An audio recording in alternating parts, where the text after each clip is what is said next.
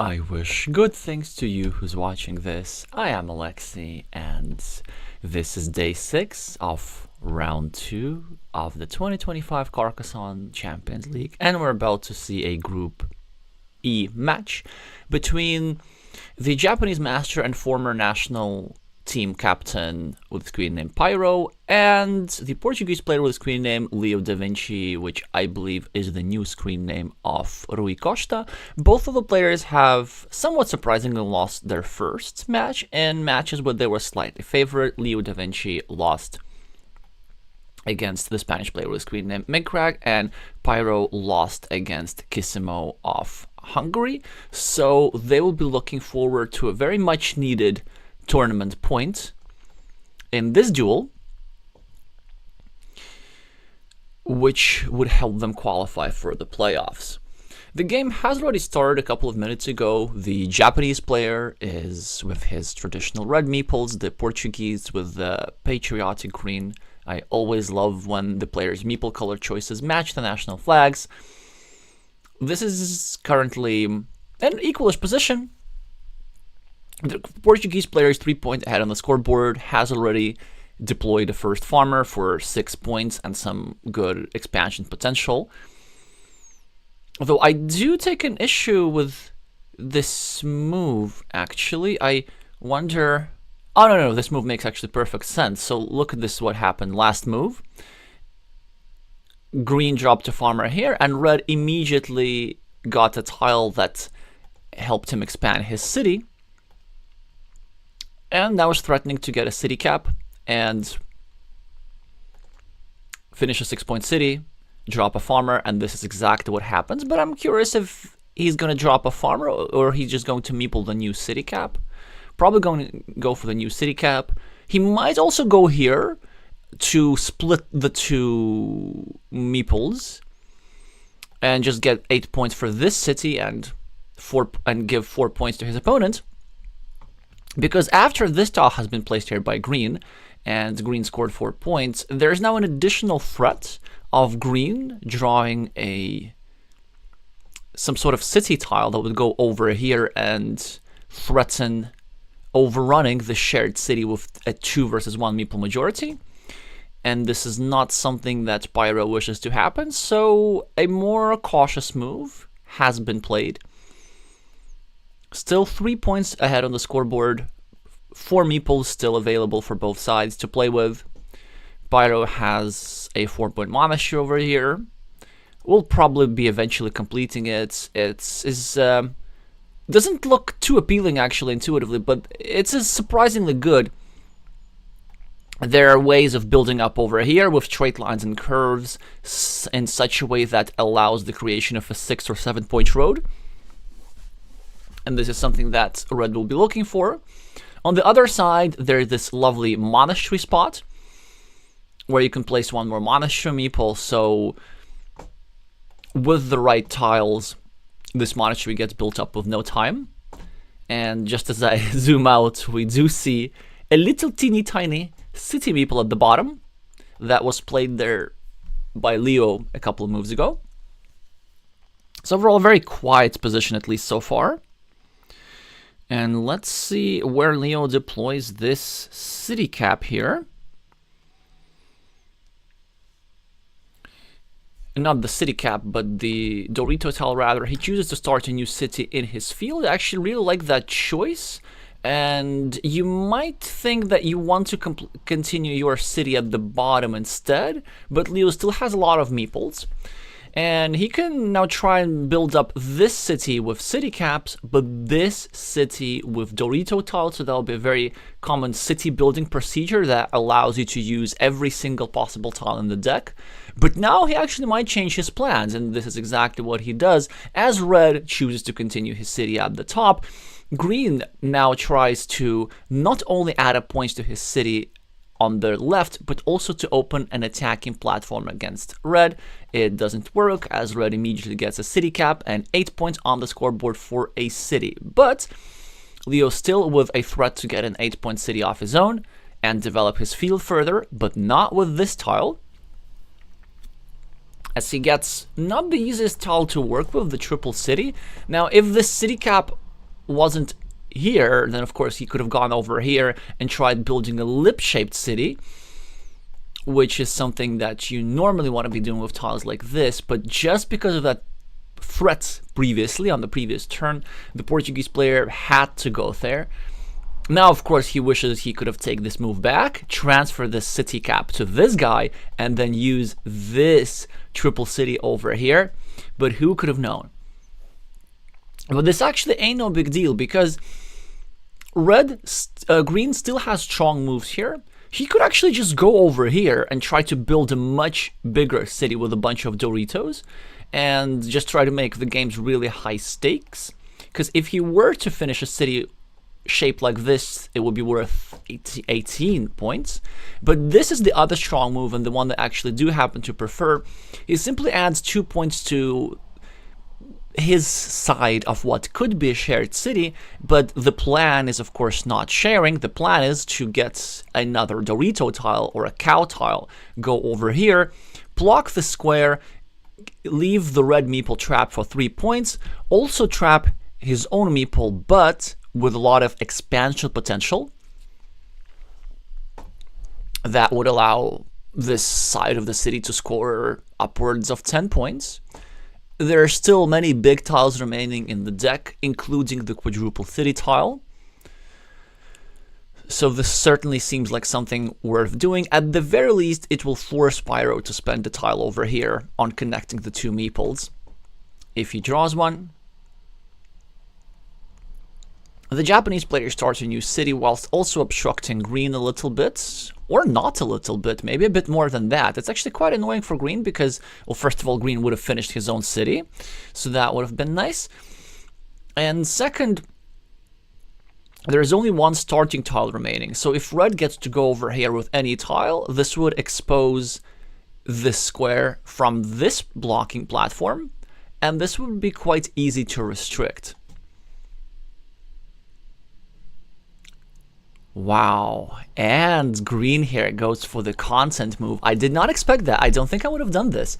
So, you see, the initial plan of green was, of course, to get the cow tile that I was talking about, but with the one splitter that he happened to draw from the deck, he was actually able to use it as an attacking tile against this city. There's still 3 tiles that fit into the square, and if green draws one, he'll be able to overrun the city with a majority of 2 meeples and score 2 points for this road.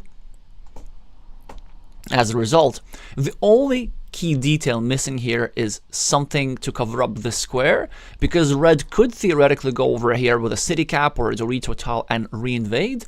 So that's why, as Leo, I'm probably thinking to just ignore this city for a while and maybe just go over here simply to cover up that potential invasion square.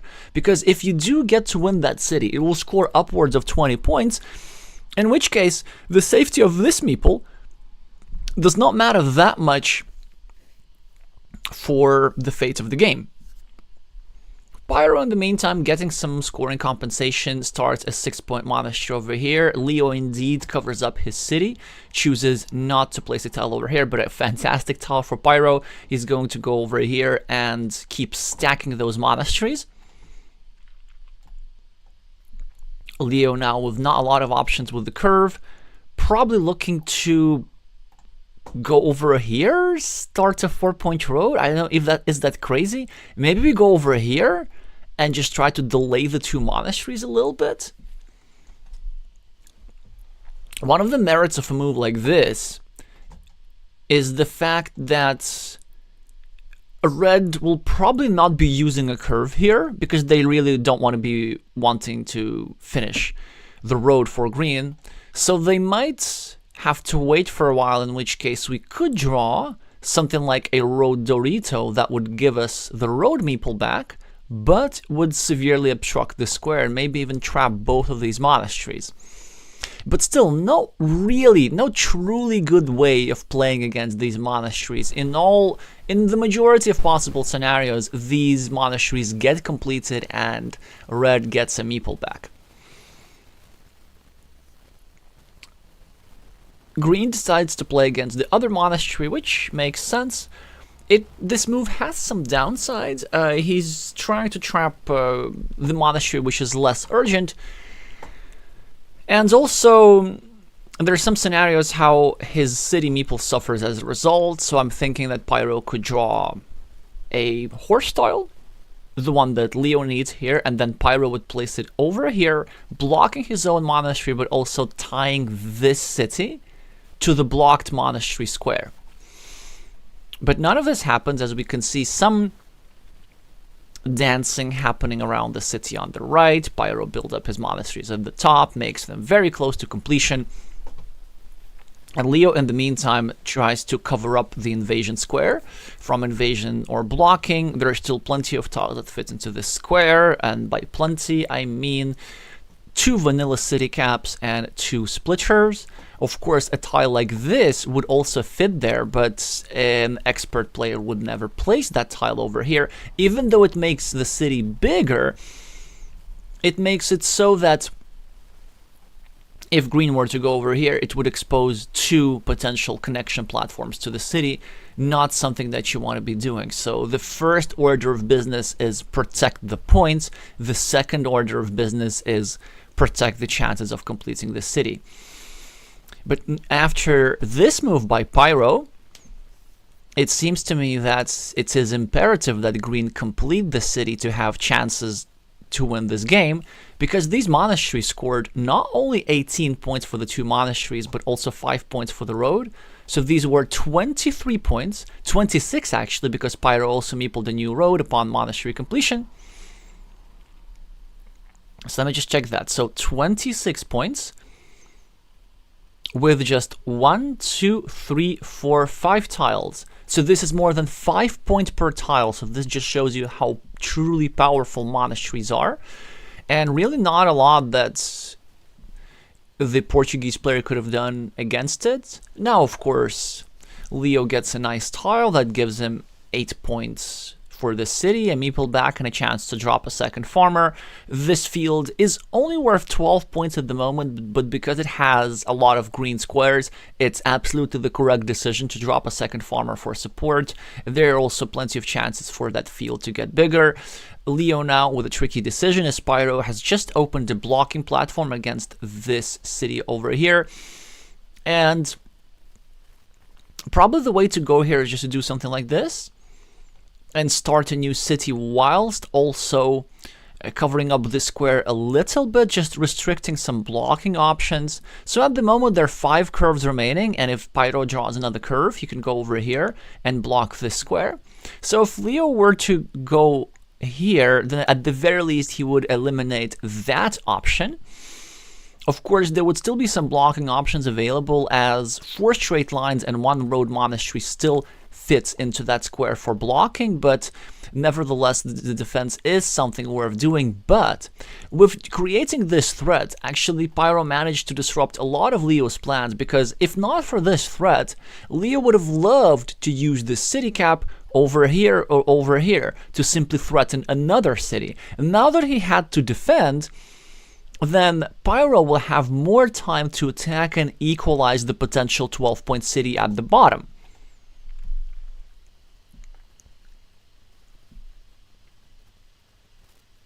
Leo, now with a curve. If he were to know the tiles, of course, he wishes to have taken this move back, to have placed this tile over here, and then he could have just used the curve for a different kind of defense. This doesn't make his previous move a mistake, because we always need to not try and guess what your next tile is going to be, but try to adjust to all possible tile draws and play the probabilities. And this is exactly what the Portuguese player is doing, so it was indeed a good defense. Now a curve for green here could probably go over here, disrupt the city of red.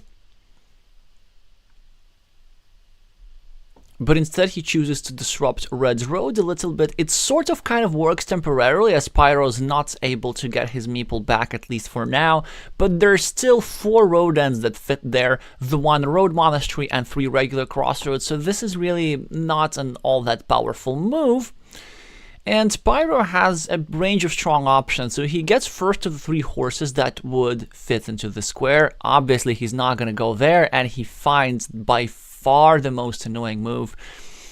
This is just a fantastic move here by Pyro. He could have taken, of course, 3 points. Would not have been a mistake. He could have gone over here still, the move that I was suggesting earlier. Just trying to block his monastery together with Pyro's city, simply to make it impossible for green to get away with quick 12 points. But the purpose of this move is just so sinister. Well, first of all, it makes it harder for green to finish his city at the top, because there's only 1 tile now that fits into this square, and even if green gets it, and that's a big if, then there will be plenty of time for Pyro to invade the city if he has to. But chances are Pyro just draws the starting tile himself, and then he doesn't even have to invade. But green's problems don't stop there. What this move does, it actually indirectly makes this square here in Leo's city much more vulnerable. Even though it doesn't look that way, it looks almost as if he's covering up that square, which is not in his interest. But actually, he's making sure that 4 straight lines still fit here, and there's nothing that Leo can do to prevent a straight line going in there.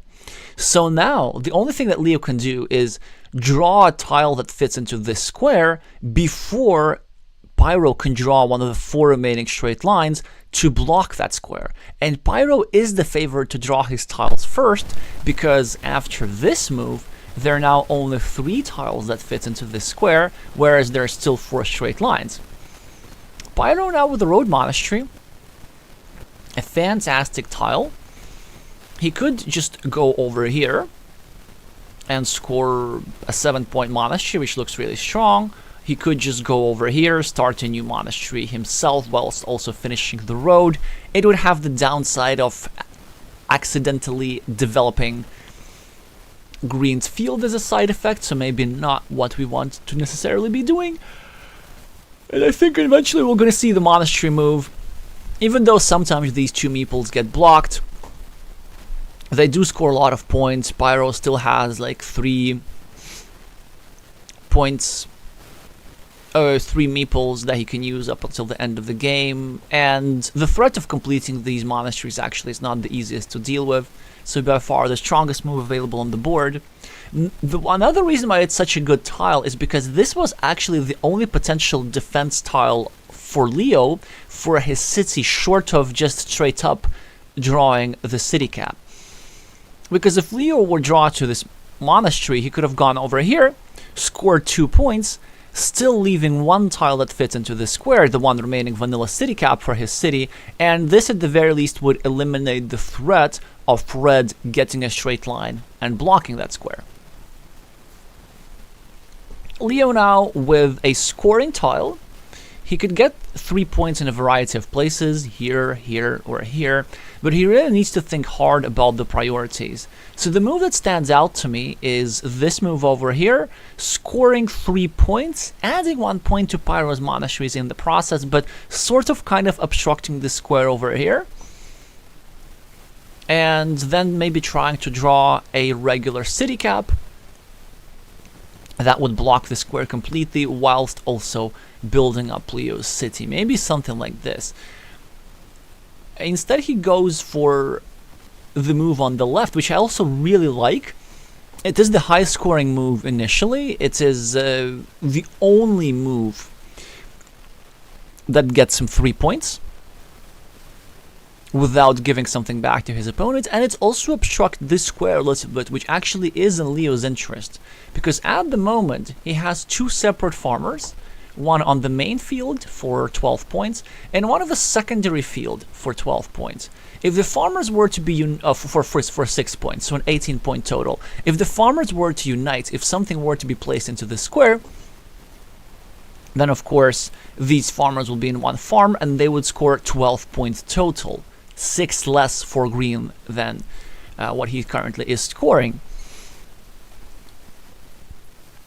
And by limiting this square, green makes it more likely that he'll be able to keep those two fields separate, which is absolutely in his interest. And if Pyro were to go over here with a curve, then he would be threatening the integrity of his road. But if Pyro were going to continue his road at some point, this would open up a platform for Leo to block the square completely. Pyro now with a Dorito tile has a variety of interesting possible decisions. He could go over here, adding 1 point to his monastery and preparing to finish the monastery with a straight line. I probably would not do that, given the fact that we need a straight line in a different place from the Japanese player's perspective. He could just simply start scoring a 4-point road somewhere. Maybe here or here. Not sure exactly if that is worth a meeple investment, and this is something that the Japanese player is trying to figure out. An extravagant move is going over here and actually trying to block both of these monasteries. Yep, and he does in fact go for it. And the plan is to block the square, to have 2 of his own meeples blocked, and only 1 of Leo's meeples blocked.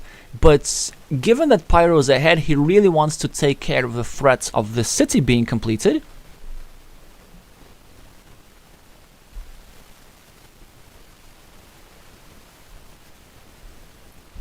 And he's even willing to sacrifice 2 monasteries.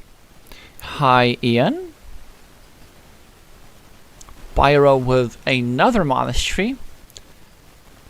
And he gets yet another meeple for 5 points. And Leo now with a decision. He gets the last remaining starting tile and he goes there. But I think that's way too fast of a decision. I actually don't like that move. Because as Pyro, as Leo, you just got a fantastic tile over here. The threat of blocking is no longer.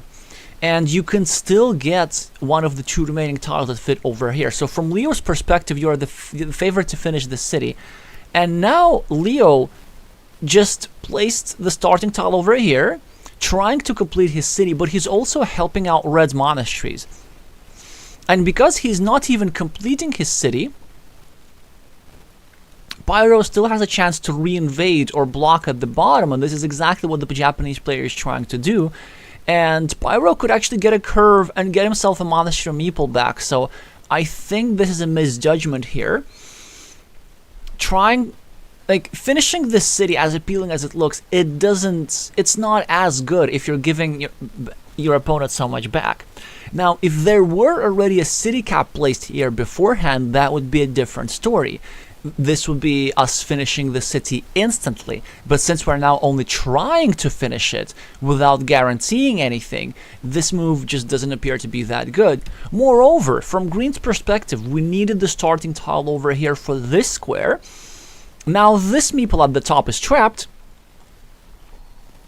and there's no threat of that city being completed. If Green were to just go over here, this city could have actually become dangerous given the fact that there's still a sizable number of Dorito tiles with which you could go over here, and try and complete that city. So, the first strategic mistake of the game. And I think part of that is psychological, because Leo sees that he's down on the scoreboard and he sees that he kind of needs to score a lot in order to win.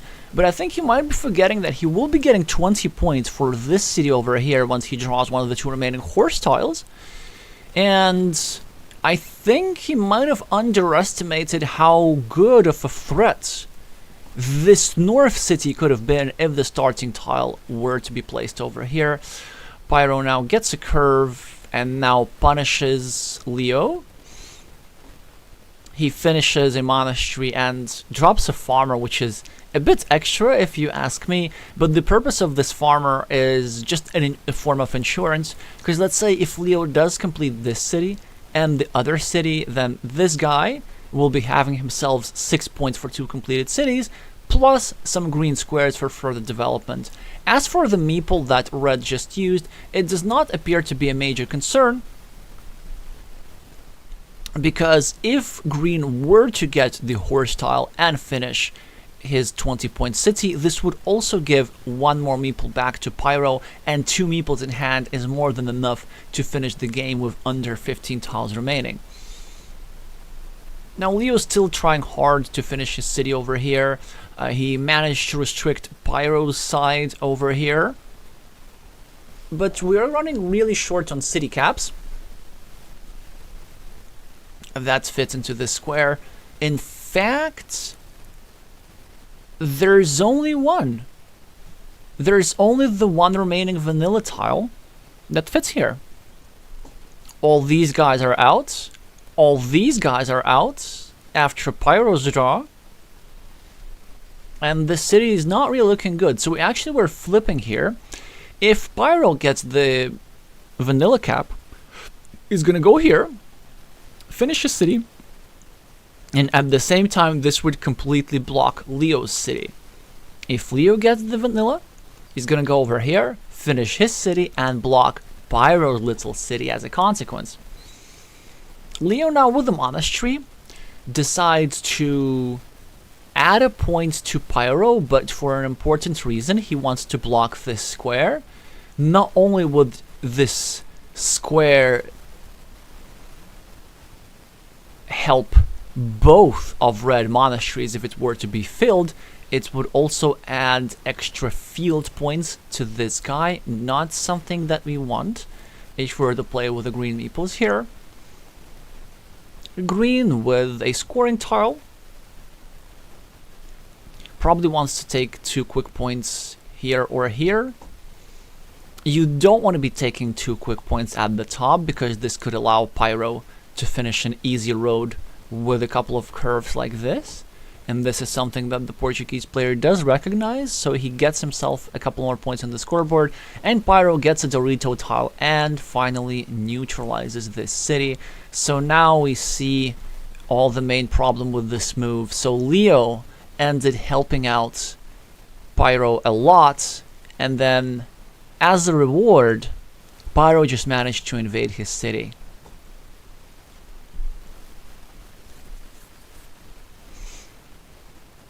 Leo's still fighting on.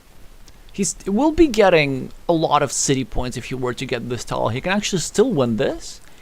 And now this was an important achievement for the security of his fields, because he's now blocked the square and he does not allow the unification of these 2 fields that I was talking about. So Leo will be scoring for these cities twice. He's going to be getting himself a total of 18 points.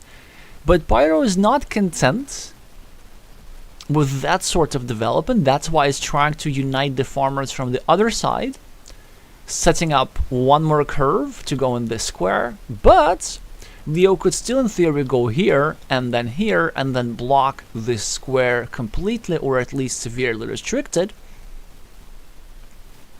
not allowing any field connection moves. He goes there, but I think, well, look at that. Pyro immediately gets the tile that he needs, and not only does he connect the 2 fields, he also gets himself a new 6-point road, which Leo can block now, as the Portuguese player. You really want to be going over here, not allowing your opponent an easy meeple recovery, or maybe not. Maybe after the fields are unified, you're not really liking your winning chances, so you might do even a crazy move like going over here. And you might want to ask, why would you want to unify your bigger city with your opponent's smaller city?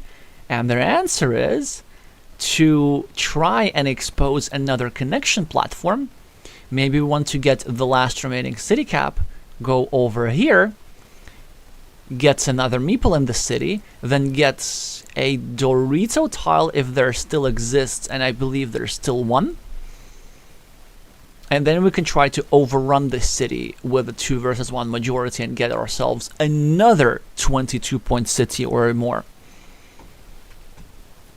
Now, it is for the Portuguese player to decide whether we are at this level of desperation. I just need to point out that it is absolutely theoretically possible. And Leo decides against it. Pyro, with a Dorito tile, manages to unify the cities anyway and get himself a meeple back. But Leo also has a meeple back. He now has to spend it. He has to put it to good use. The move that I'm thinking of is just going over here, starting a new field. Or going over here, starting a new field. But you have to spend your meeple here. And that is because he has 2 meeples remaining and 3 moves to play. And he has to spend a meeple every turn, because if he doesn't, he's going to end up with a meeple surplus. The reason for this is this tile over here that's still remaining. It will give back 2 meeples to Leo.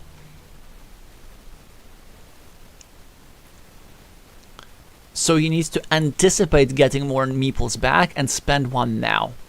There's nothing more profitable than a 3-point field, sadly. But 3 is greater than 0. He does indeed drop the farmer. Pyro with a scoring tile. He probably is looking to do something like this. Maybe finish his road and meeple another 1-point road in the process. The reason why you actually want to be meepling another 1-point road here, or maybe not. Let me think about this. Yeah, maybe not, maybe not. But I was thinking of meepling a 1-point road because red can also anticipate. Oh yeah, he should do that. He should do that. So the reason why I was thinking about meepling the 1-point road is because red should anticipate getting a meeple back himself. Yeah, exactly. Look at this. Red's being really precise. Because red knows that Leo is now going to finish this city over here. And so he knows that that he's going to be getting a meeple back as well. Leo finally finishes the shared city for 22 points, but as you can see, it is not enough to pose any problems for the Japanese player, who has fewer fields but a lot of monasteries, and now also a chance to score many more points. And by many I mean exactly 3. Several ways of doing this. He could just go, yeah, that's one of the ways. And that's the best way, because it also denies Leo a 7-point move. Leo, of course, would have gone over here to take out that city cap. And to also add 3 points to his field. So that would have been 4 plus 3. Now that Pyro has occupied the city cap himself, the best that Leo can do is just 3 points for a field, or for a road, or for another road, or for another field. But that's about it. He doesn't get to score much. Yeah, that's the problem with having his meeples. Whoops, I actually missed that road. So it is indeed a 5-point move. He gets a 6-point road, which also adds 1 point to Red Monastery. So it's a net 5-point move, but Pyro gets a 6-pointer off his own, dropping a farmer for 6 points. And the first game will go to the Japanese master with quite a heavy margin.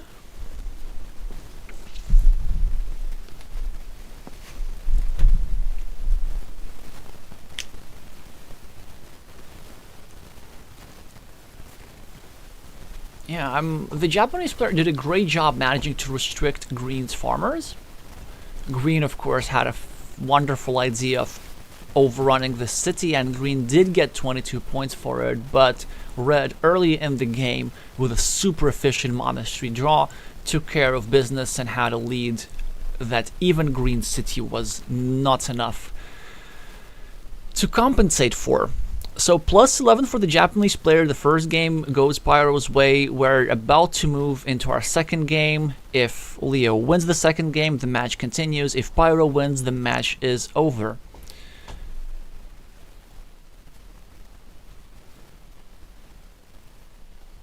The second game has started.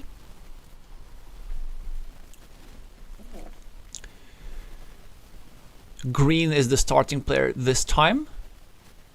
Gets himself a road. Pyro gets the first city. Leo gets a city as well. Now Pyro gets a city too. So we're starting with a very open position. Already some potential for farming. Leo now thinking between two moves. The most efficient move, I guess, would be to go over here. The one that scores more, you go over here, start a new city. But actually, I wouldn't like that move in this position, because this city is relatively vulnerable. Once one of the daggers tiles has been drawn, Pyro could easily stick a straight line over here and restrict the square quite significantly. So my favorite move in this position is just taking 2 points over here.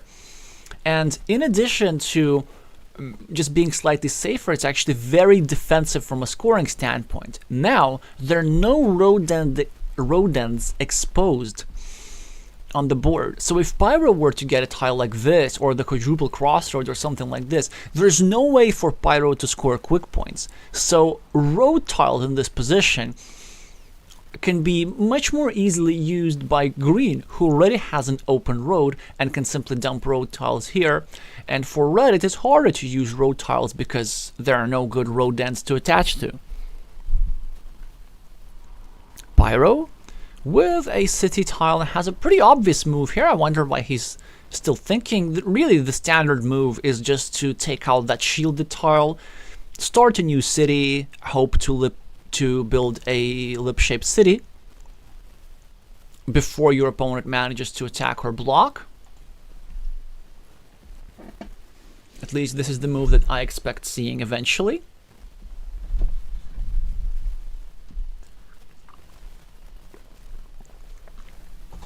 Alternatives are starting a new city over here, but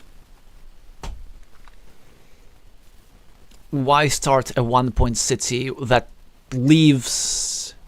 Well, I'm kind of shocked about this.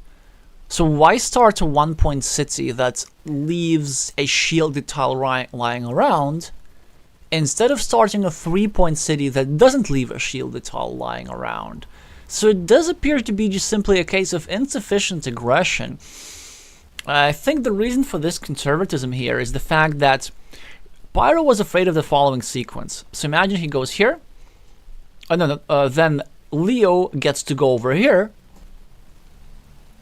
and maybe exert some pressure on this square. But it really ends up unlikely. Like, it's not such a big deal, basically, what I'm trying to say. And the kind of pressure, the blocking pressure that Pyro was trying to avoid, Leo manages to exert it anyway by just starting a city over here. And now look at this. Pyro now gets the cow tile, and he's forced to start the kind of shape of a city that he didn't want to start, except that this tile doesn't have a shield, and now this city has 2 tiles instead of 3. So this sequence definitely has not benefited the Japanese player. But it's now not obvious what Leo gonna do about this. A move that many strong Carcassonne players would be thinking about. I don't mean like literally strong. I mean if you're like called strong on Board Game Arena, which is 300 to 500. So that would be probably more newer players. But, you know, newer players who still have a solid grasp on the basic concepts of the game. So they would definitely be thinking about going over here and just equalizing the 2 cities. But Leo, being an expert, decides against that, and here I completely agree with him, because this city with the 1 city cap is actually more valuable than this city over here. It doesn't have any shielded tiles. It will still take a while to build up. So it is in green's interest to just finish this city separately and then later either invade or block the city over here. So Leo starts a new city. Pyro uses a tile for blocking. And Leo continues with his plan, gets himself an extender tile. He will now be trying to score an 8-point city and then put additional pressure on this here square. And that's why Pyro probably would have taken this tile and gone over here, trying to equalize my clunky looking city together with the more healthy city of Leo. Leo with a super interesting tile here. As Pyro drops the first farmer, Leo has a chance to invade. So he could go over here and... Well, maybe meeple the road first. That would be the idea, actually. That's a juicy looking road for 6 points with an unblockable curve here, and this is exactly what he does. And he's now thinking, which bothers me, and it bothers me because he might be considering a farmer here, but he thinks better of it. Maybe he was just zooming in to double check that he doesn't misclick. I'm sure that every Carcassonne player who's played enough games has their misclick stories, and some very painful ones. Like you can accidentally meeple a field instead of the road, or maybe even this 0-point field, which would be worse. Even though this farm is good, of course meepling the road is a priority, because now Leo can go over here and meeple the farm on his next move. Also some smart prioritization here, as he is not in a rush to fill this square, as there are still 7 curves that fit there for very close to 100% of drawing the curves eventually. So he does equalize the farmer whilst also continuing his road. Pyro has a chance now to go over here and equalize the road, but he chooses not to do so because this would also make his city more vulnerable. So let's see, if Pyro were to go over here, which is a move that is most natural, then Leo could go over here and restrict this square, leaving only 1 dagger tile that fits there. Instead, Pyro starts a new city on the left, probably with the intention of getting a city cap, dropping a farmer, reclaiming a lead on the field, and also obstructing this road square in the process.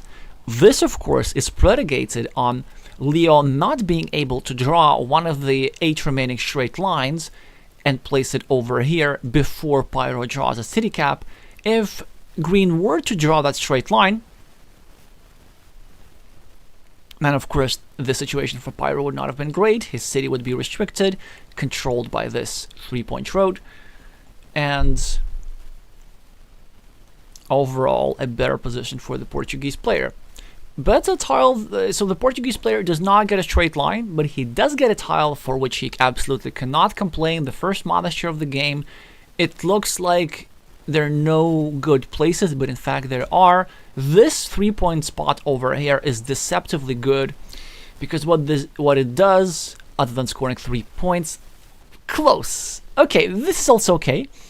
It's not quite as powerful, but this also is a reasonable spot. So the purpose of this move over here would be controlling this city square and also indirectly protecting your city, because if Pyro were to go over here and attack Green City at some point, he would be forced to add a point to Leo's monastery. But instead, Leo sort of covers up his city. It restricts some options temporarily, but it makes sure that in the long term the city is likely to be completed with a meeple back and 8 points. Pyro starting a new road, and Leo now with a Dorito tile and a variety of interesting options. So the normal move here is of course to go here and just equalize Pyro's city at the top, but it says Leo's last meeple, not something that you want to be spending lightly. If he were to have 2 meeples in hand, then this move is a non-brainer. He might still consider that move, but maybe place it without a meeple and then try to invade that city later once Pyro fills in a couple more squares. An alternative is to ignore that square for a couple more moves and maybe just go over here, trying to build up his city on the left and maybe create some threats in the future, even if this city were not to get completed. By adding just a couple more tiles, we could bring it up to 8 or 9 points, which would sort of kind of justify the investment of the meeple. There is also a crazy move available that would be going over here and trying to block Pyro's city whilst also blocking his own road. That would not be the best move, but I would also understand this. The Portuguese player decided against this. He wants to preserve a meeple, but he also wants to delay Pyro's city, a reasonable move. Pyro now with a monastery tile and 2 decent spots. Option 1, we could go over here for 4 points add a point to Leo's monastery, but then just simply equalize Leo's monastery, make sure that these two squares here are shared, and also we would be supporting the development of our city, which is kind of nice. The option over here is also interesting. These would be 4 points without giving anything back to Leo immediately. This would also be controlling Leo's road and potentially supporting our road over here. Some potential downside of this move includes maybe Leo going here with straight line at some point and trying to put a pressure against this square, maybe trying to block Red's road meeple together with the monastery meeple. But Pyro chooses a third option, and actually one that's I like quite a bit too. He starts a 2-point monastery, but this monastery equalizes Green's monastery just the same. So from a scoring perspective, it's basically the same as this, even though it doesn't look that way. And he's now exposing an attacking or blocking platform against this here Green city. Actually, interesting that this sort of tactic is the one that I've seen Portuguese players employ much more often than Japanese players. So maybe, for example, there was a game of the 2022 World Team Carcassonne Online Championship that was in the 3rd place match. That was between Afonso Cavaco and Vladimir Kovalev, where Afonso had a 6-point monastery spot available, and he went for this sort of 2-point pattern just to exert that additional pressure and to equalize his opponent's monastery in that way. So it is a type of tactic that looks a bit weird but has a lot of merit. Here, it's not something that Green should be particularly afraid of, because even after Red goes over here, there will still be 3 left-handed daggers available in the deck for Green to successfully complete his city for 8 points and retrieve his meeple. In the meantime, Green just scored 2 points on the left, also harassing Red's city a little bit. Now Green gets a curve after Pyro retrieved his own road meeple. And the reason why Green has not placed this curve here where it seemingly belongs is the fact that there might be a better move available, and I really like the patience here. It is better to go over here simply for the sake of restricting this city square and saving the integrity of his road. Although this move is actually double-edged, because if Pyro were to get another curve, then Pyro can go over here, adding a point to Red Road, curving it into Green City, and trying to block 2 meeples at the same time. Fortunately for the Portuguese player, he now draws a tile that makes this completely impossible, protecting the integrity of his city and his road a little bit. Now a road monastery for Leo, as Pyro proceeds with his blocking plans on the right. An important decision here strategically. So do we just go over here and try to pre-finish our road and also expand the shared field, potentially creating a big field fight in the future? Or do we keep things relatively small and finish this road instead, start a new monastery, exert additional pressure on this city over here, and support our city a little bit? So this move makes sense. I do believe that a monastery meeple here is warranted. Maybe Leo doesn't like the fact that he has only 2 meeples in hand, but the truth is this monastery almost always gets completed. The only time where it doesn't get completed is if this square here is blocked. But if this square is blocked, then Pyro is losing his 1-point city meeple, so it's a win for Green regardless. I do think it is a missed opportunity. Maybe Leo decided that he needs more meeples, maybe to fight for this city, which is exactly what he's going to do now. So surely the city at the top is enough of a threat that you actually have to invade now. He might be considering some other moves, maybe just going over here and preventing Pyro's road invasion, but this road, it just does not matter that much anymore. Of course, the city invasion is the move. Pyro with a starting tile, probably looking to go at the top and try exert some additional pressure on this square, even have some chances of re-invading the city for a 2-1 meeple majority, but instead Red just allows the invasion and proceeds with the plan of blocking this city. Leo gets immediately a defense tile. The only thing he's thinking about whether to turn this tile like this or like this, so the orientation of this tile is not obvious. Of course, he could in theory just go over here and try to separate the two roads, but it is not the priority in this situation. The priority is to save this meeple.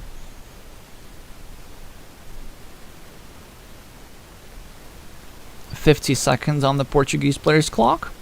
The players are playing with the usual format with increments, so they have a time bank which is capped at 3 minutes, and every move they're getting themselves extra 45 seconds up until the moment that they have a full 3-minute time bank again.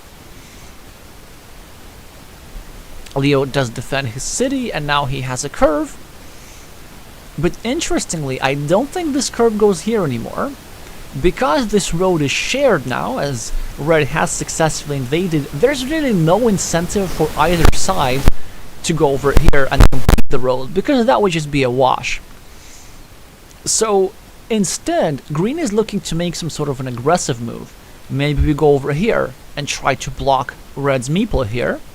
Or maybe we go over here, try to restrict Red's other meeple. Or maybe we go over here and simply try to pre-build a nice looking 6-point road that runs through our city, that we could meeple upon the completion of that city. Or maybe we try to be fancy and go over here and set up a 6-point monastery in the future. Between these moves, this is not the best move. Well, this is the second best choice, I would say. Restricting Pyro's city, it has some merit in the sense that Pyro now needs the same type of tile in both places where he needs to complete his city. He needs some sort of city plus field tile, but going over here and trying to block this square was so much stronger. And that is because there's already a wonderful blocking platform set up on the left. So if Green were to go over here, he would be leaving himself a great chance to draw some sort of Dorito tile next move, or a regular city cap next move, blocking Red city completely. Which, by the way, would have already worked. Yeah, so typically when you start blocking, it is better to block one meeple completely rather than blocking two meeples partially. Because these partial blocks, unless they are completed, they end up being just delay. Because in all likelihood, Pyro is getting this meeple back, and Pyro is getting meeple back. He's just doing that later. But for the overall winning chances, that really does not matter that much. Okay, Leo now with a straight line. And I have no doubt that finally he's gonna go over here. And this is what he does. But now, Pyro draws a defense tile, which he absolutely is going to use over here. If he's fancy, he might even want to drop a farmer here, actually, trying to connect to the field through completing his own city. I don't think he's actually going to do that, and the reason is that Pyro should love his position now. He's 5 points ahead. He has more easily retrievable meeples, and he still has the majority on the city and chances to block the square. So as the play with the red meeples, I probably don't drop a farmer here, because I still want to be win the game, even if my opponent draws all the 3 daggers that fit into this square. So if we are dropping a farmer here, it is very efficient, and it will gain us a 12-point field upon completion of the city, but it will also be basically accepting a loss 12% of the time. because 12% of the time our opponent will be drawing all 3 city caps.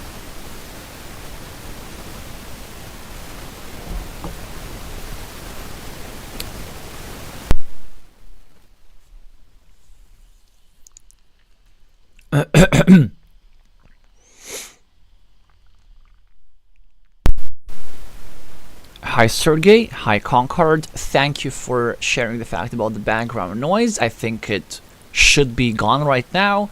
In case, if it is not gone, do let me know.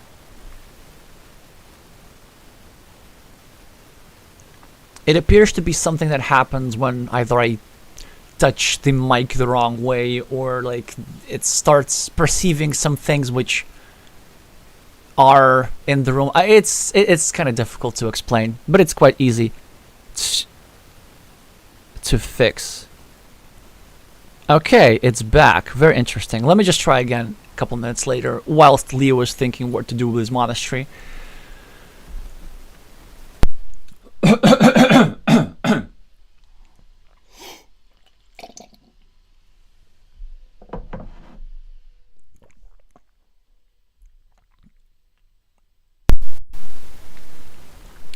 So we should have gotten rid of it by now, and Pyro manages to save his city. I told you that he would be completing both. Also, the Japanese player is going for the content move, deciding, you know what, I am playing an expert, I am already 1 game ahead, an 88% chance is good enough. I'm going to roll the dice.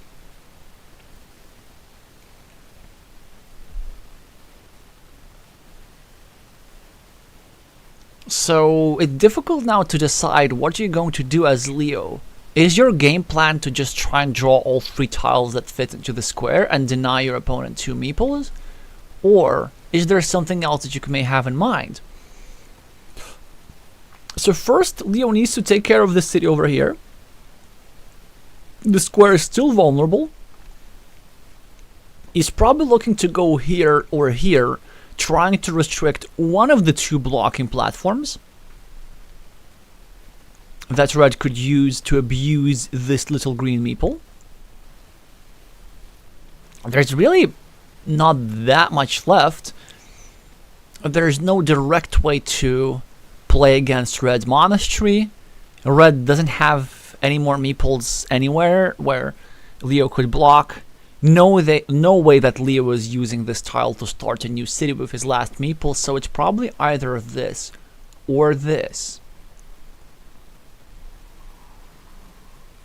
He does indeed find one of his defense moves.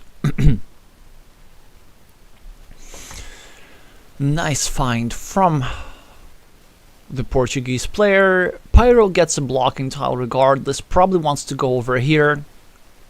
Try to leave only 1, 2, 3, 4, 5, 6, 7. Oh! So this move over here would leave only 1 tile for Leo for connection. Something that should ring a lot of alarm bells if you're the Portuguese player or any Portuguese fan.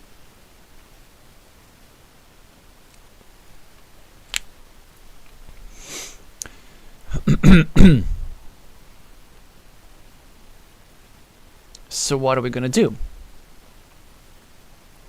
I'm pretty sure Pyro is gonna go here, and this will mean that Leo will need to draw some sort of defense.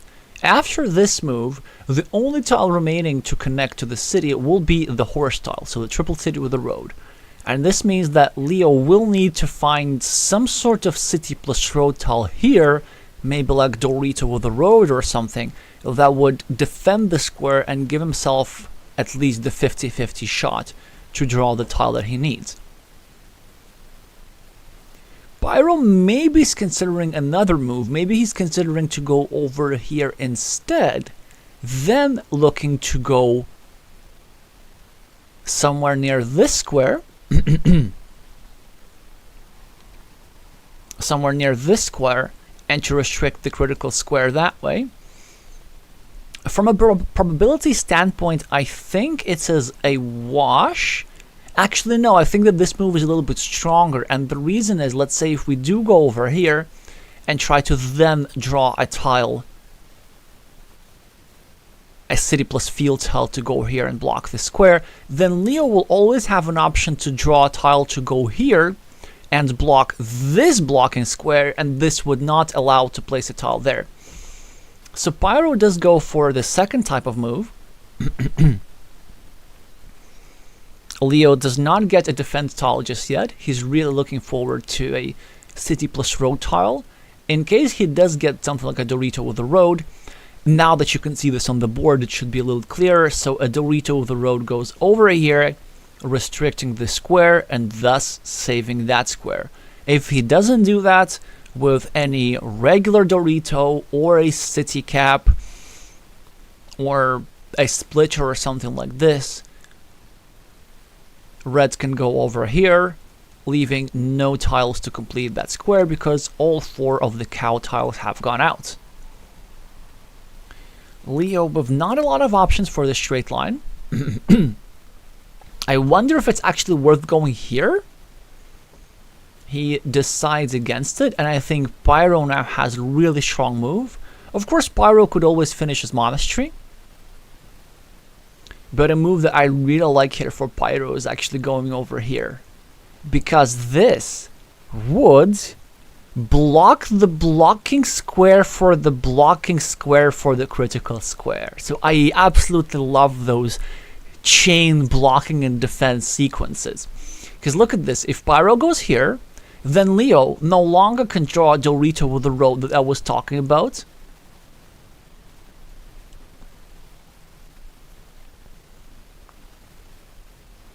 And then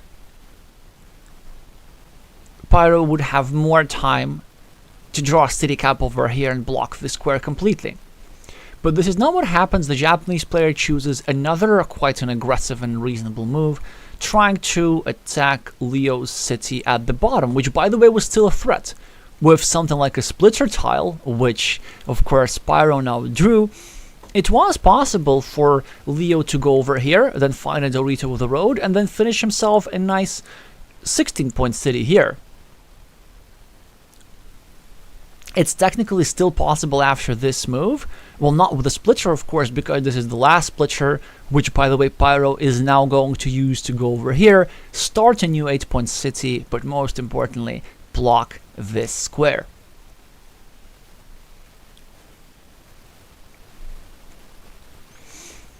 Leo is up on the scoreboard for the first time in this game as a result of completing his monastery and this city over here. Pyro with a more cautious move, but one that I do like. He manages to block this square instead, so that's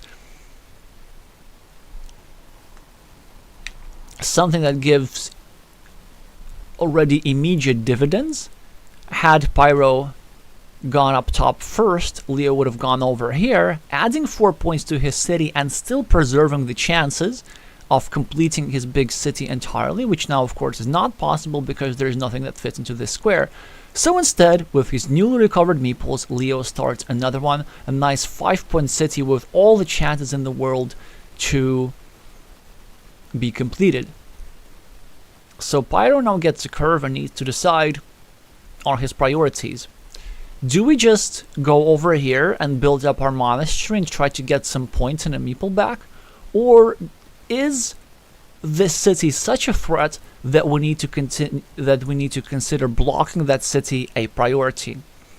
So really the moves to choose from are either these two potential restricting moves, or at least moves that sets up invasion or blocking platforms, or maybe a move like this, or like this, or like this, that adds a monastery point and either directly or indirectly builds up a road.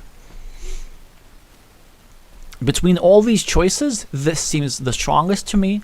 Otherwise, this square is getting a little bit vulnerable. But Pyro really likes the defense here, the blocking here rather.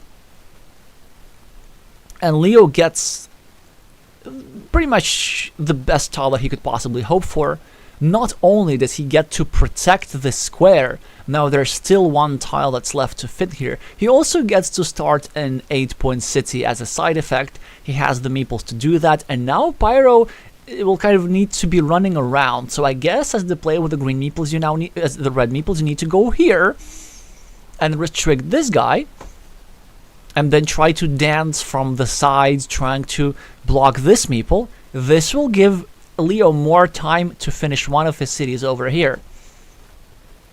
That's the power of having two cities open in different boards, because your opponents can only block one of them. And I'm a bit surprised about the prioritization here. I just disagree with that entirely. Pyro tries to block this city, but this gives Leo a chance to finish his city at the top, which he does. And this also happens to be the second of the 3 daggers that Pyro needed for this square. So a 50-50 shot. Either Pyro completes his city, gets 4 points in a meeple back, and gets 12 points for the field due to this invasion, or he gets nothing at all. He did get something from his previous move after completing this road over here. By the way, had he not gone for the blocking here, this road would have scored a little bit more. It does not end up being a big difference. Leo with a straight line now, probably looking to start a new road over here. He just needs to count up the road end tiles and see how many of those are remaining that he could use to complete the road. 1, 2, 3, 4, 5, 6. There are 2 crossroads remaining, and this looks good enough to me. Of course, there's a third road end tile, which is the triple city, but of course the triple city is needed here. I like this aggressive scoring move by Leo, who, by the way, now draws one of the 2 remaining starting tiles, and he needs to make a decision. Do we go over here and try to threaten the completion of our city, or do we kiss that city goodbye and simply try to take out a city cap by scoring 4 points? In order to make that decision, we need to count the number of Doritos remaining, and he decided that 1, 2, 3, 4, 5, 6, 7, 3 remaining Doritos are enough to try and make that threat work. So 1 point is added to the left. Leo still does not get a Dorito tile to complete, but Pyro did get a city cap to get himself much needed 4 points. And what does red do here? What does green do here? I think I know. I think we just go here and block Pyro's monastery, because there are no right-handed daggers remaining. That would be a complete block, and because there's still road tiles remaining in the deck, red still has a decent chance of finishing his monastery. Even though there are only 10 tiles remaining, red getting another meeple could help them score. For example, I see an option of red getting the last starting tile, going over here, scoring 4 points, and then using their last meeple to go over here for a 6-point field. So that's why the last meeple is valuable and absolutely worth investing a tile into blocking.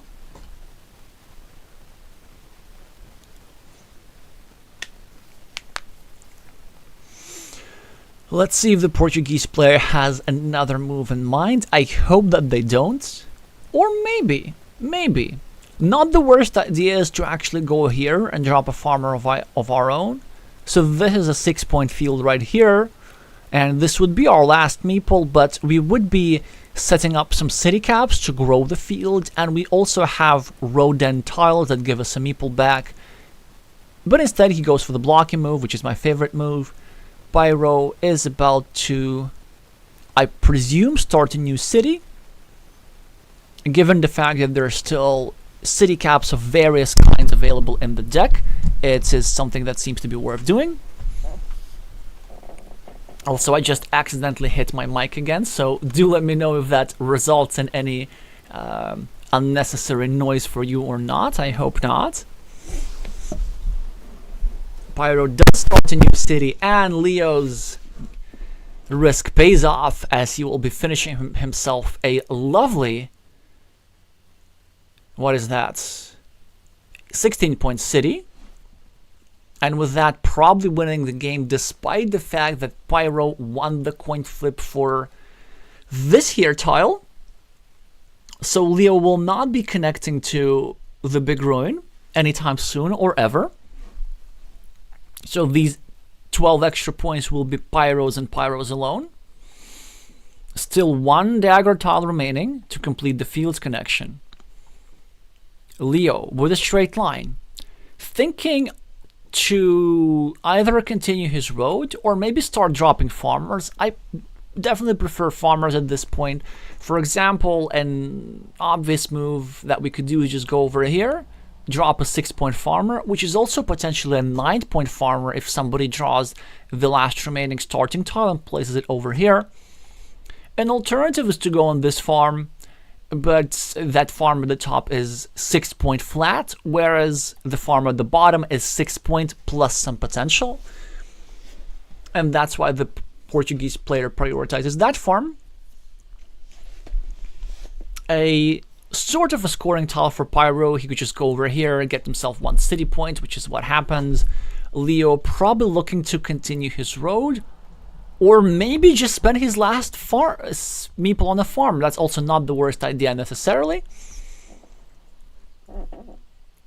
With 2 road ends still available for him to recover another meeple.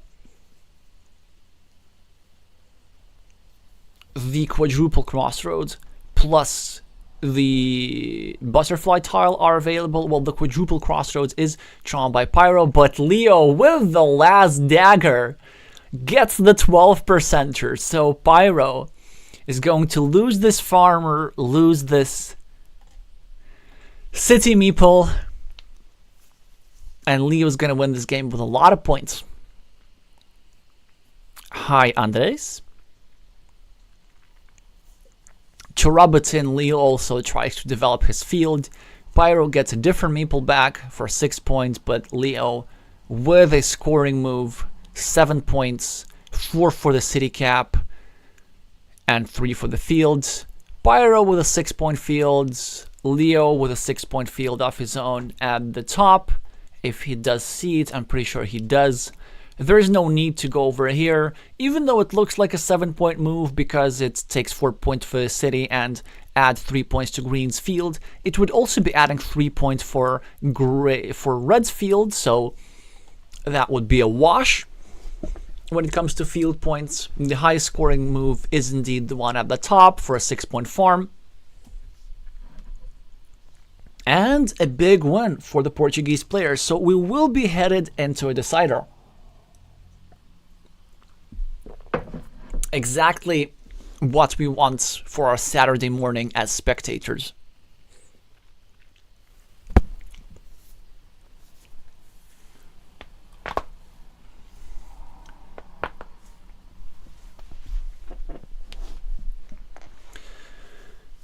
Interesting how the final score difference is actually not even that big.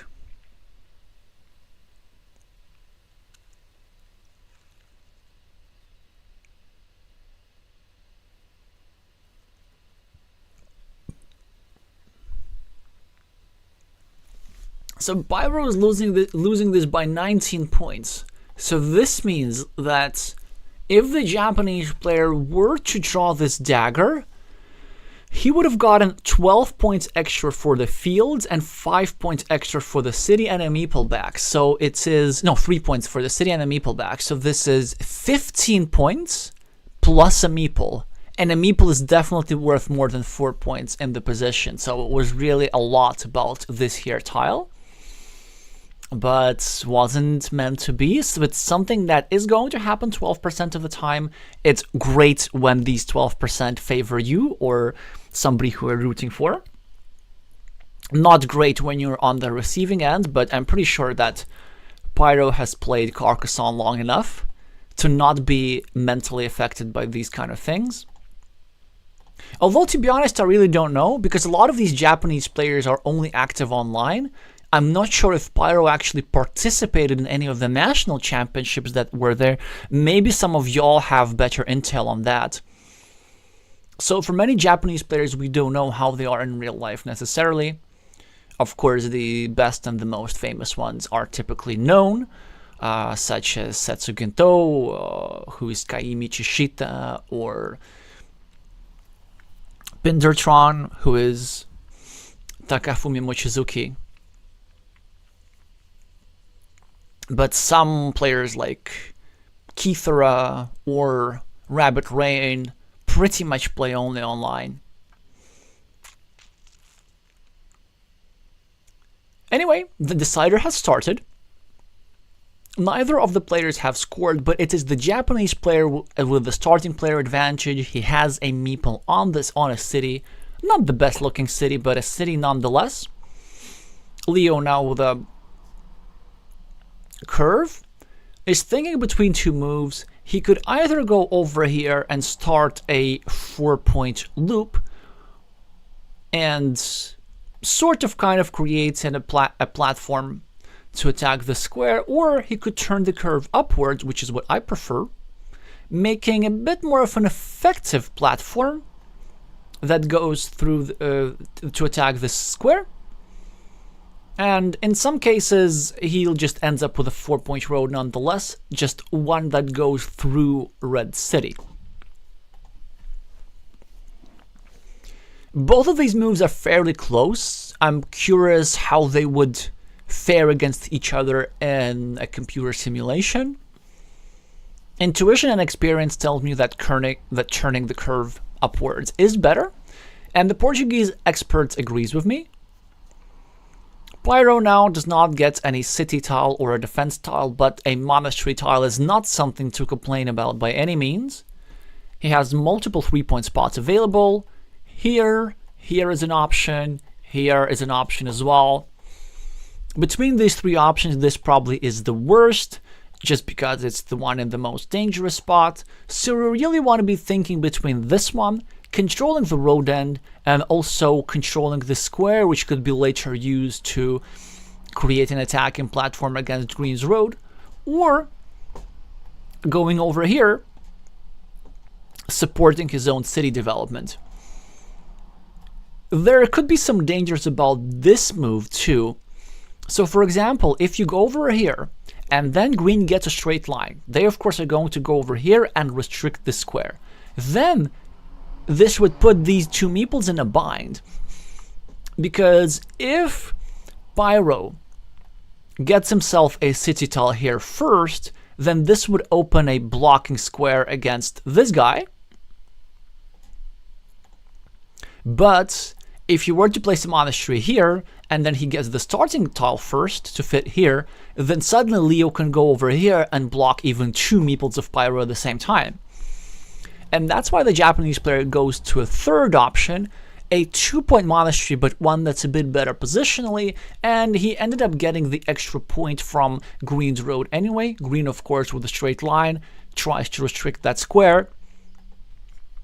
We'll be hoping to not only do some scoring, but also blocking, all at the same time.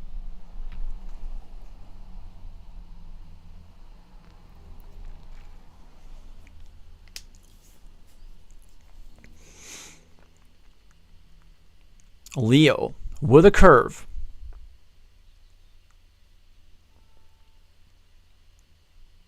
Probably looking to restrict Pyro City a little bit more. I really don't see a different move. Well, I guess going over here would be quite annoying.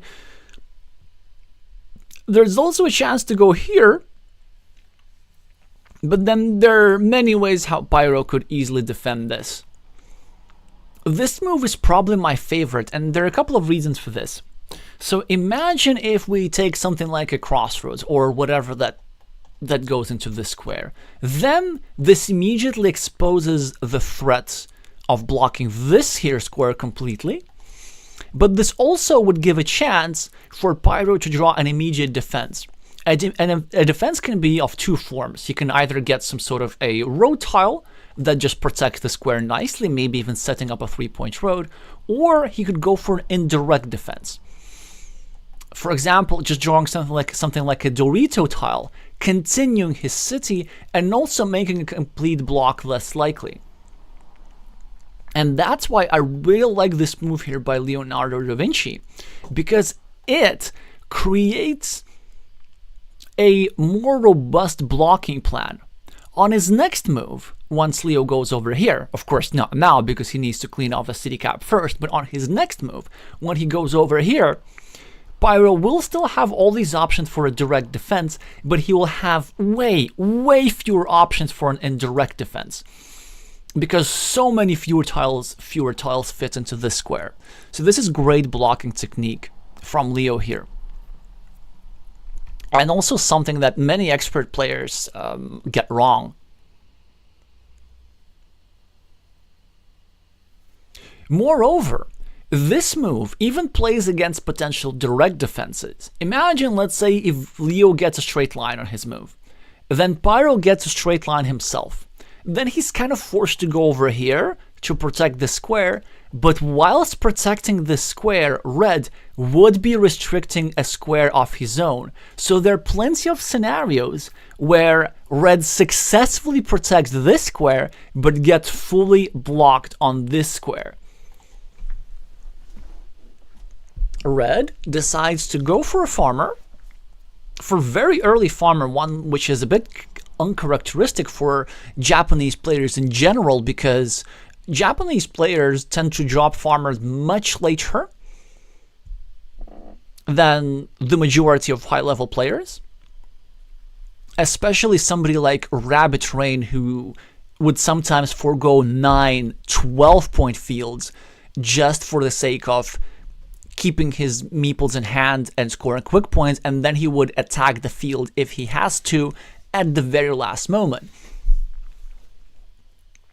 Certainly not the approach that the Japanese player is taking. He's just dropping a farmer straight away, but he now gets actually not rewarded for it. He gets in trouble for it. Oh, wait a second. So he does not get in trouble yet because he still has one meeple, but Leo has now a monastery tile, and I'm not exactly sure where that goes. We're going to see in a second. Yeah, so Leo decides to help Red's monastery a little bit, but it's something that's absolutely worth doing because it takes out a nice monastery spot, also controls a green city, also indirectly helps their own road, although it does have the negative side effect of potentially developing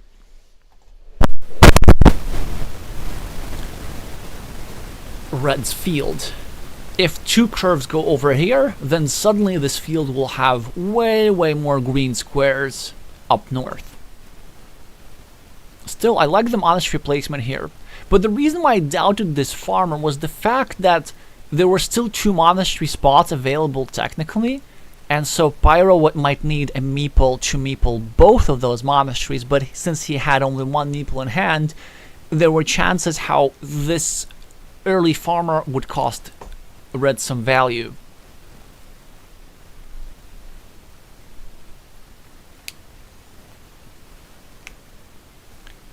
Leo with his road monastery thinking hard where to place it. There are a few moves that I can think about. So this move is not that bad necessarily, but I don't really want to give my opponent a meeple back, especially since I drew the last road monastery. So at some point we actually want to maybe try and block the square. There are still 5 curves remaining, but you know, it's a time before Red can draw a curve, and Red might need to use a curve in other places. Let's say if we go over here at some point, Red might need to be forced to place a curve here or here to preserve chances to complete a city. So Green decides to start a monastery away from the action, which is something that I like. It also pre-builds a 3-point road, which Green is more likely to benefit from than Red. But Red now with a fantastic tile and has 2 options. He could go over here for 2 points. It would indirectly prolong his city over here and also restrict this square, which is huge, because not only would it make it more likely that Green's road and monastery would be blocked in the future, and just generally disrupting the synergy is very nice. Just not allowing this curve plus curve sequence. But also, the more this square is left empty, the longer Pyro has Okay, let me phrase it differently. The longer this square is left empty, the greater the chance that Pyro will have time to draw the tiles to complete the city over here. So this move is not only a block, but it also a defense in addition to a city development. The downside, the one big downside of this move, is a severe restriction of this farmer. And now this farmer is starting to look really, really clunky. Especially if Leo can draw something like a cow tile over here, then that would obstruct even further the chances of the city getting completed, and that would just completely box off the field. Leo now with a scoring move, trying to set up some blocking attack against the monastery. Pyro does not get a defense tile. Finishes the city of his own, and now with any city tile, even if that's the prettiest city cap in the world, we don't go here, we don't get greedy. Of course we go over here and block that square completely. A meeple is worth so much more than just a 2-point city cap. A theoretical alternative is to go here and start a new city like this, restricting this square. That would also be very strong. But if you can block a meeple in one move, whilst also restricting the field in the process, you should absolutely do it. And the Portuguese player pulls the trigger. And now Pyro in a really difficult position here. So his monastery is blocked. His field is very close to being blocked. And he has a meeple minority in the long term. So I wonder if we are getting ourselves another upset, potentially. In the first game, Pyro looked much stronger, but Leo's really delivering in this one.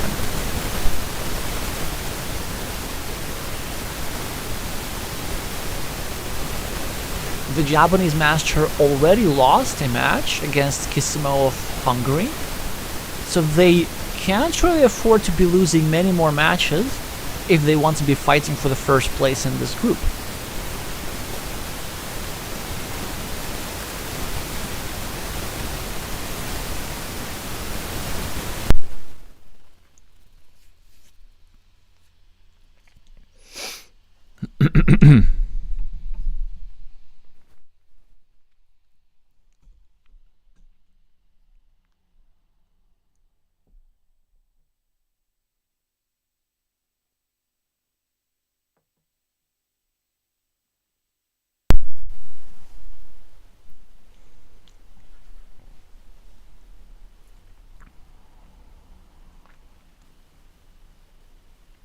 The players exchange quick points. Leo scores some.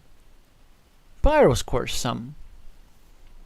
And now Leo has a chance to use his curve over here and drop a farmer of his own. And this is a counter field. It's saying, look at your farmer for 3 points and just 1 green square. And look at my farmer for 6 points and loads of green squares and a monastery that can be used to complete my monastery. That's excellent monastery building here by the Portuguese player. Pyro with the starting tile, which he should absolutely try and use in the square where it needs to be used. Like, that's his chance for bailout.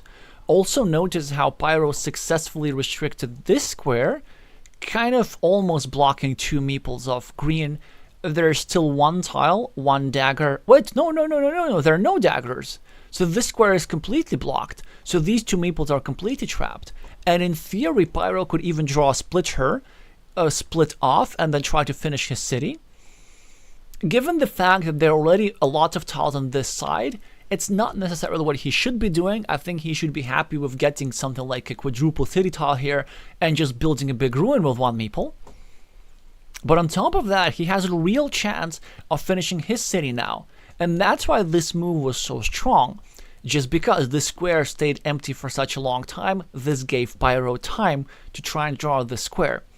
I think what he's trying to decide now is whether it's even worth trying completing this city, and he decides no.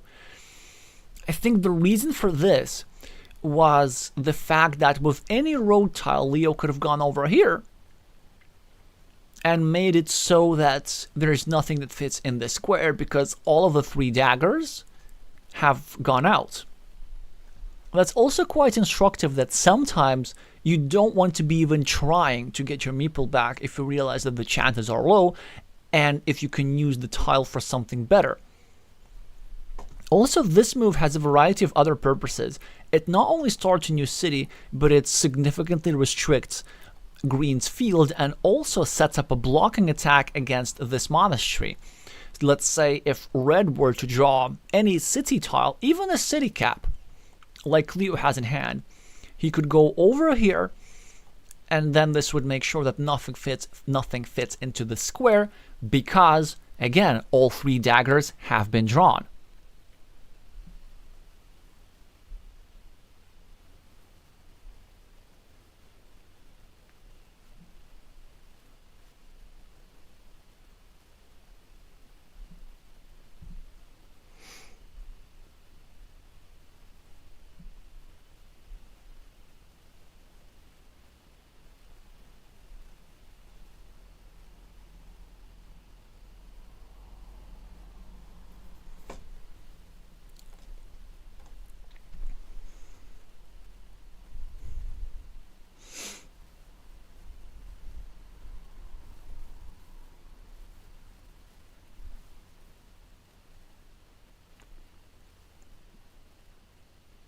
And Leo recognizes all that. And he chooses to drop a city cap in his field next to a monastery in such a way that also leaves 4 curves available for this tile to actually try and finish a monastery. Both players exchange obstructive moves. This move now makes it harder for red to connect to this square, and impossible to use a splitter to separate. This move by the Japanese player harasses this green meeple a little bit, whilst also preserving technically some chances of actually getting away with completing this city. Because they are still 2 starting tiles that fit into this square. Leo with a wonderful tile. Of course, he forgoes 4 points and uses it for monastery defense. There are still 4 tiles that fit into this square, so a decent chance, or a very high chance in fact, 94% of this monastery getting completed over the course of the game. And also, this move keeps the field nice and small. Like normally, of course, you don't want to be restricting your own field too much. But the fact of the matter is that this field has enough green squares. It still has a couple of squares over here, and you don't really need to be developing that field that much. All you need to do is draw something like a dagger or a starting tile. Well, a starting tile because the daggers have gone out. A starting tile or maybe a Dorito to take advantage of this city cap and score some points, get your monastery meeple back, and make sure that this farmer has 3 completed cities on it. And this is probably kind of enough. If for any reason Leo finds out that they get behind, then they can later try and drop a splitter and get their field to score 12 or 15 points. But with this monastery completed, green won't even need to be drawing a lot of city caps and developing his field in order to win. So it looks like, at least for the moment, green is in control.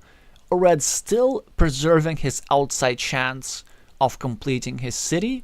He would need to specifically draw a starting tile plus the 1 remaining crossroads, the city with a crossroads, or a starting tile, another starting tile, and road Dorito.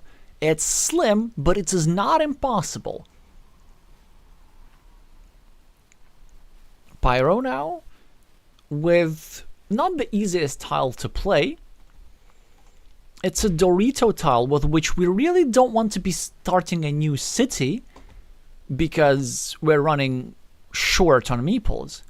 But something like this looks like a strong move because now Leo needs the starting tile in several places at the same time. And also, given the fact that we're running so short on city plus road tiles, Pyro might have enough time to go over here and block the square completely, again taking advantage of the unusual run out that all the 3 right-handed daggers have gone out before the halfway points of the game.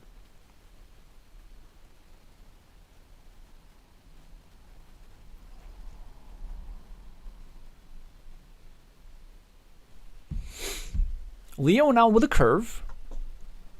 He can get himself a pretty obvious move going over here. Pyro, of course, continuing with his blocking plan. An interesting move from Leo here. He chose to score 2 points in such a way that eliminated blocking potential, attacking potential against his field. His other choice would have been going over here and actually trying to play more against Pyro's road meeple. This, though, has an added benefit of getting another green square in the city, in the field, which could matter. Big tile for Pyro. He chooses to continue his own city. And another big tile for Leo. And he now has some interesting options. So option 1 that, of course, you might be thinking about is just going over here, adding 1 point to red, but not allowing red to get a road Dorito tile and get all these extra city points. Option 2 would be going over here and indirectly obstruct the square, still leaving a bit more chances to draw the required city cap before Pyro blocks successfully. Option 3 is very interesting, and this might be even my favorite move. That will be actually going over here, setting up one of the 5 remaining road Doritos to continue our city like this. And the purpose of that move would be to simply try and build a big ruin, or maybe a big completable city just with different tiles. And given the fact that we're not really have a lot of curves remaining in the game, just 3, and the fact that Pyro already needs a curve over here to get his road meeple back before he gets blocked, going over here is a surprisingly powerful move in this position. So all Leo needs to do, he just needs to draw one of the 5 remaining road Dorito tiles before Pyro gets a curve to block, and he's a favorite to do so. But if he just leaves this square empty, then Pyro can easily draw something like a city cap, block that square, and start an 8-point city off his own. And I am almost speechless. The Portuguese player actually finds this move. That's really not an easy find at all. That's definitely a 700 plus rating type of find. Because it's such a counterintuitive move. Because like normally you might even make this move as your opponent, because it looks very blocky. It's just with this particular tile run out, it actually is a form of defense. Pyro continues his ruin. By the way, I need to point out that this move did, at least in the short term, save that city, because of course Pyro would have gone over here, blocking the square completely. Now Green needs to decide between defense and offense. Offense would maybe include going over here, still blocking that square. Again, even though that would be adding 1 point to his opponent, it would be preventing his opponent from getting 4 points. So that would be ultimately a plus net 3 point move. Because eventually Pyro is going to go draw a road Dorito here, and nobody needs that.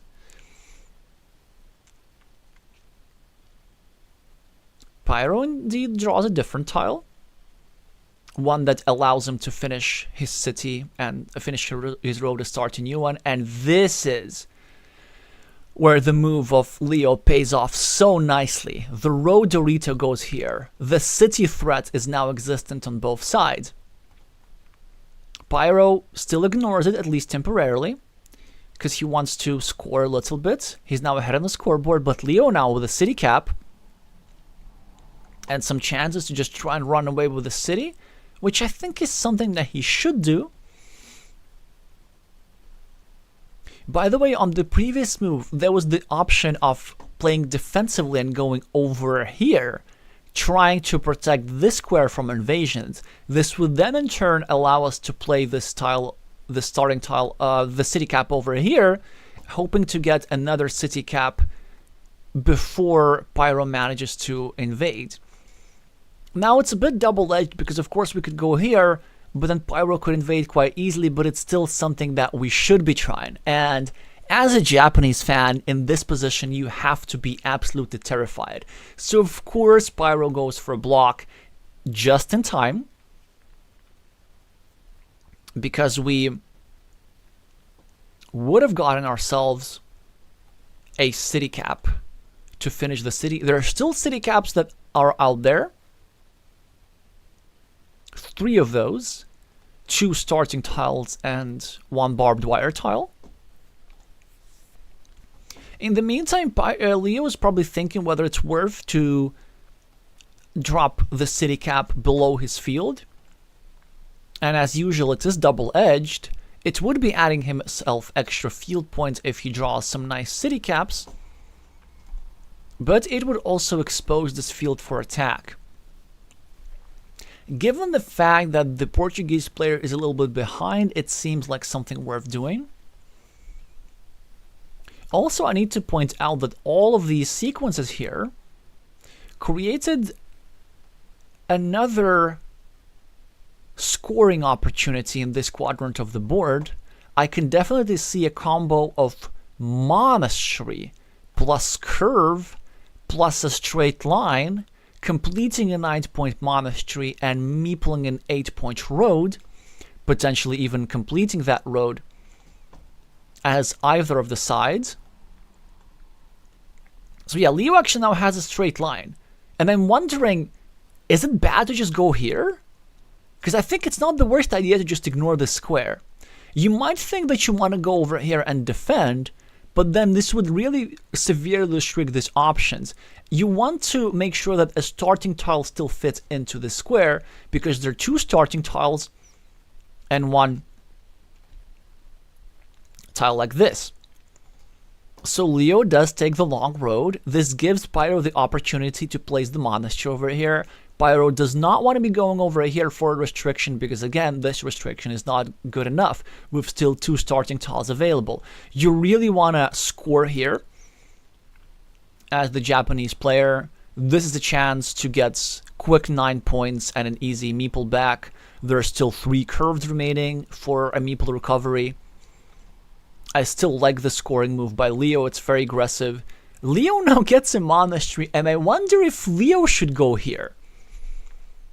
Honestly, not the worst idea. So we go here, we cover up that city, we create another attacking platform against this guy, we force Pyro to draw not 1 but 2 tiles if he wants to block us completely. We still have a chance to defend, and if in the worst case scenario, if we do get the 1 tile that would not fit into the city anymore, so if we do get the barbed wire tile, it still fits here nicely to give our 7 points. So that's why the defense has been made. Pyro, of course, is trying to block. Leo does not get the defense, but he can just simply score. 4 points for the city, 3 points for the farm. That's a plus 7 point move, which is exactly what's happening here. Will Pyro gets a blocking tile, and finally he does, but we still gain something from this. As a result, Pyro is not able to complete his monastery, so this monastery stays here for a little bit longer. And we can still use starting tiles over here to finish the city, get ourselves a monastery meeple back, still get some other city caps, and so on and so on. So it's a great position for the player with the green meeples. This blocked city will still be scoring 10 points.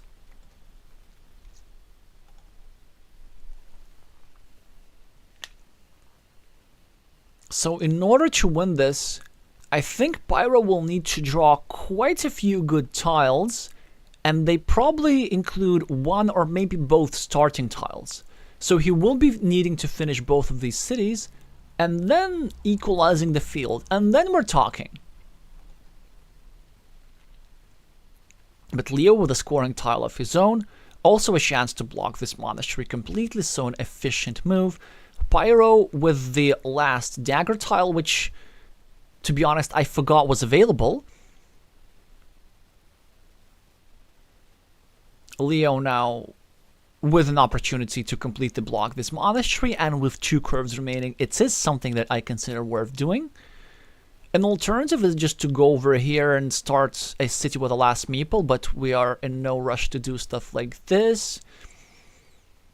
Dorito tile for Pyro presumably could go over here, continue his city a little bit, or maybe just go over here, clean off a city cap. Or maybe go over here, just add himself a ruin point. He does prefer to clean off the city cap, and also to prepare an attacking or blocking move against this here square. Leo with a scoring tile can safely ignore this. Actually, Leo has a really strong move over here. He doesn't have to score 2 points.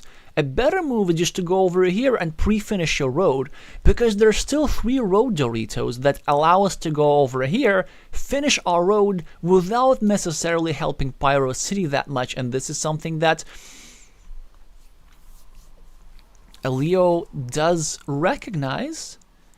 The Japanese player with the first of the 2 starting tiles now has a variety of choices. He could go here, for example. No, that would be bad. That would be very bad. Yes, I guess the real choices are just going here for 4 points and getting a meeple back, or going over here, cleaning off a city cap in his opponent's field, and then hoping to retrieve the meeple back later. But he makes a move. Okay, no, that's a good move. That's a good move. I just miscounted the tiles. The reason why it's a good move is because they are 3 tiles that would have fit into the square, and all of them have been used up. So Leo's monastery is permanently blocked, but Leo still has a wonderful tile, which he can use in a variety of places. So the most obvious use that I'm thinking about it is just going over here and finishing his road, because he might need his meeple for some field fights, or just to meeple the 6-point field on the left. And this wouldn't really be helping Pyro City as much, if at all. This is exactly what happens.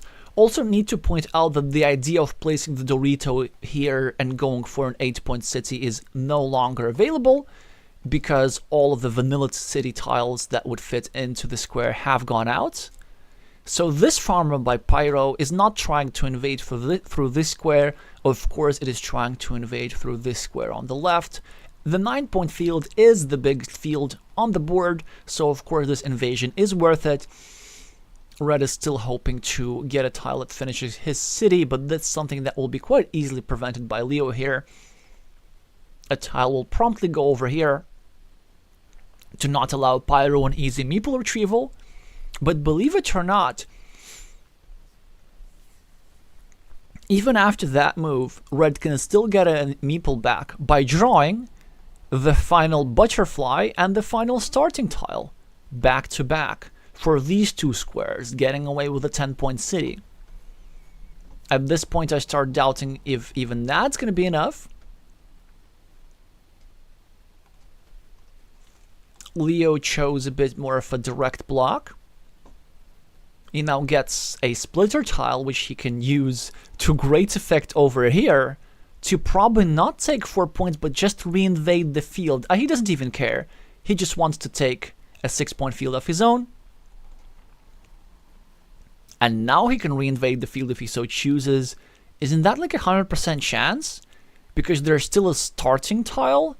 There's still a butterfly. And what else is there remaining? A curve, no?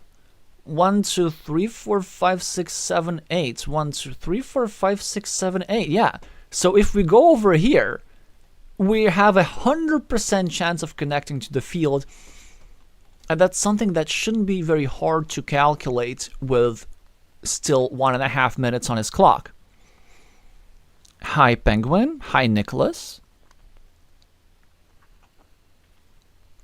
I think I may have been forgetting to update the scoreboard, but this is in fact the decider, so we're witnessing the last moments of the match.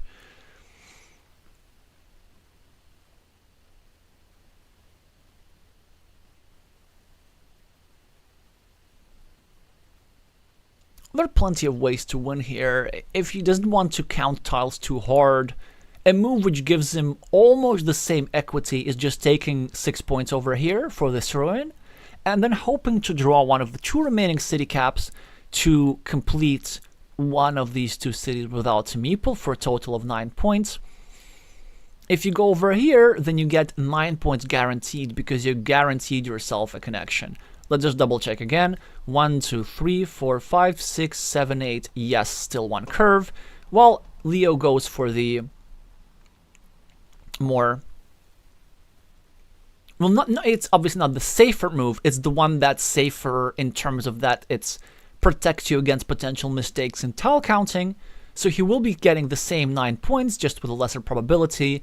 That was 9 points with 2 out of 3 chance, instead of 9 points with 100% chance.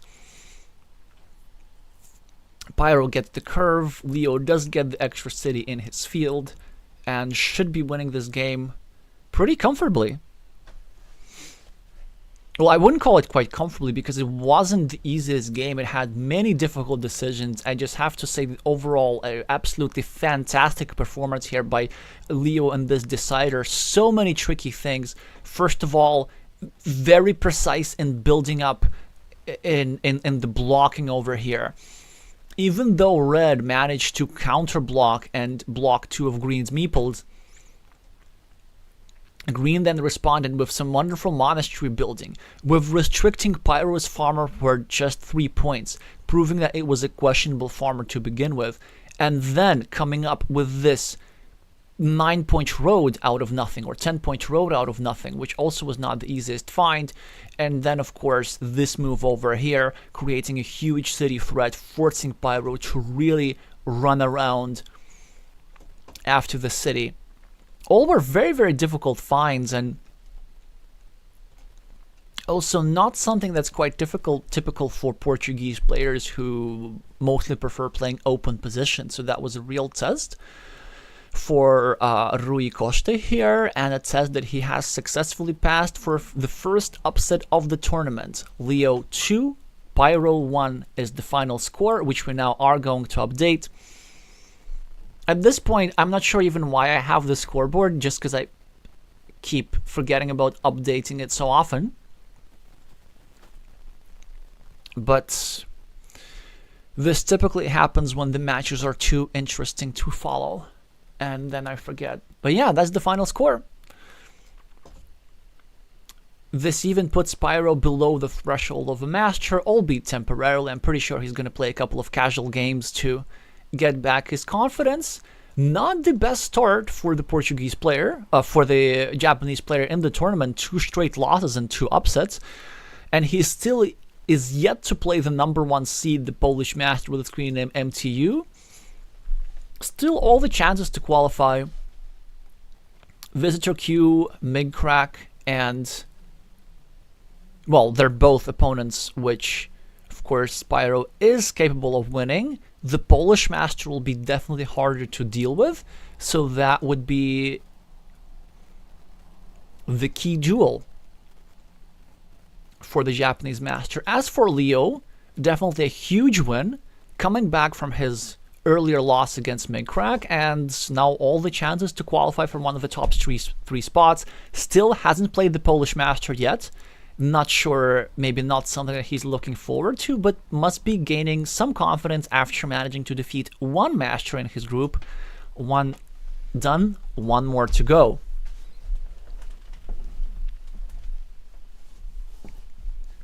Hi Farasi, referring of course to the stream that we are witnessing in an hour. We will be wrapping up this one shortly, but in an hour we will be watching the Battle of the Lords. So let's just look at the upcoming games. This is the only other match today. Lord Trooper against Lord Terrycloth. In the evening, by the way, we're also going to have ourselves another Carcassonne match, this time not the Carcassonne Champions League. This time we will be witnessing the second semi-final of the Belgian online Carcassonne Championships between Fabien Mouton and Tom de Schmidt. That is, I believe, at 1930 UTC or something like this. Just make sure to subscribe to this channel and click the bell notification icon so that you get notified for the stream. And of course, meeple the like button for the algorithm, which helps out quite a bit.